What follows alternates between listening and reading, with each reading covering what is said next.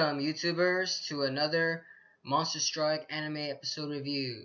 For today's episode, we're going to be reviewing episode 10, Shoplift Front Attack. Now, this one, we finally get to meet the end of this little mini arc, Minami versus AoE. Now, these people were all fighting for, we gotta remember, they were fighting for was a picture circulating on the internet. I'm still kind of confused at the end of the episode that, whatever happened to that video? Whatever happened to that, or picture, or video, or if it was both, a picture and a video, what actually happened to it? At the end of the episode, they kind of just shrugged it off as if like, oh, best friends forever, BFF, oh my gosh, let's be friends all the way till we die, but then that's it, And you're here wondering, wait a minute, but weren't you guys fighting for the picture? Like, WTF? Hashtag LOL. But the point is, when you're looking at this episode, you actually kind of see that the main characters were struggling when they were actually fighting. Now, I actually was also confused at the fact that, actually at the more so the pride of the heroes was kind of like, I would say, shattered, because Minami was actually manhandling 3 people at once. Yes, 3 people, which was kind of sad, because AoE was the one that was actually taking control of the whole situation, because Ren was actually in the sidelines trying to pinpoint his monster to the main enemies, but as we can clearly see, since he doesn't have his monster strike ring, they were just literally bouncing around the whole stage back and forth, doing nothing whatsoever, just causing more damage to themselves. And Taiyo, his monster wasn't really necessarily, wasn't bad at itself. It was more like, it was kind of a different expectation as to what his monster was. Now I'm saying that it was bad, it's just that, it's like, wow, the creature looks pretty intense. When you look at Taiyo's creature, you look at it and you're here wondering, like, man, this creature just looks epic in itself. It's not as epic as Cameo from Akira's, but it's still epic in its own way. I'm mentioning this at the fact is because when they kind of introduced Taiyo's creature, you look at it and the way that it moves, it was actually very different from the other creatures that it was moving. When you look at this creature, you actually see that it was moving very slow. Even the dead rabbits actually mentioned it, the fact too, that why is it moving so slow? Oh, finally it got here. They were talking smack. These creatures, these virtual reality creatures, were talking smack to another creature, which I kind of found it funny too, because they were just like wondering, is this guy gonna come and attack us, or is this guy, like, you're just looking at these creatures, the fact that they were expecting something different at themselves. When you look at Taiyo's creature, you're just gonna be wondering, what the heck, what is the matter with these folks? But let's not forget that Taiyo's creature did at least do more damage than Ren, though.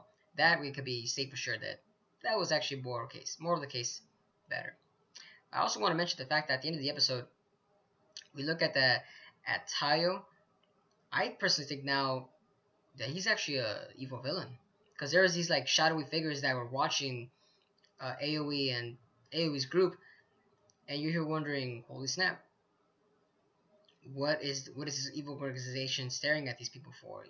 Like, I'm assuming they're just probably trying to do more character progression right there, more storylining, unfolding itself towards the main characters, because of the fact that Minami's already done. They're probably the authors are probably thinking like, oh, we need a brand new villain to showcase how terrifying and mystical these people are, which I'm assuming is gonna be its own arc. That's probably gonna be the next arc in itself. And I feel like Taiyo's probably might be with them as well, because when you look at them, Taiyo actually noticed them, and the rest of them didn't really notice these people. So you could kind of figure out that Taiyo's actually holding a lot more information than what he really knows. And also the fact that you gotta remember that Taiyo can actually see Oregon. Yes, he actually can see Oregon. And remember, Oregon only shows himself to certain people.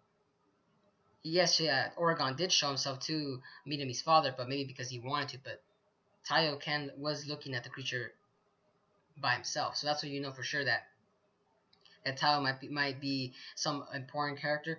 That I would say there's got to be a reason for his evil atrocities that is yet to come, because of the fact that every person that's here that's under the influence of this shadowy figure, they're not actually necessarily evil. They're just being mind controlled. Which is I'm wondering what Taiyo's backstory is going to be about. I'm probably wondering maybe it's just because he wants power. He looks like a prideful person, to be honest.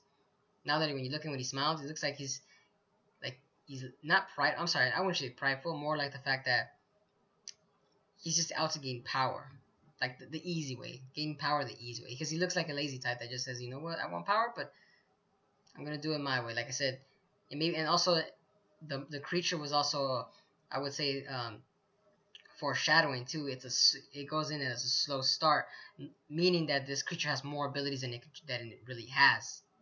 So you gotta remember that.